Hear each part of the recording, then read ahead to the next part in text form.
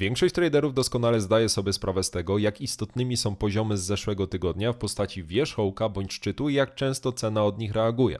Natomiast jest pewien trik, który pozwala określić, czy aby przypadkiem jeszcze raz nie powędrujemy, na przykład do danego wierzchołka, tak jak w tym przypadku. Zwróć uwagę, że teraz kiedy zebraliśmy szczyt z zeszłego tygodnia, no to na interwale jednogodzinnym, który dosyć dobrze nam odfiltruje tutaj szum, widać, że mieliśmy rzeczywiście spadek. Ale jeśli popatrzymy sobie na ostatni dołek, który rzeczywiście doprowadził do zebrania tego szczytu, to zwróć uwagę, że żaden z korpusów świec nie zamknął się poniżej tego dołka.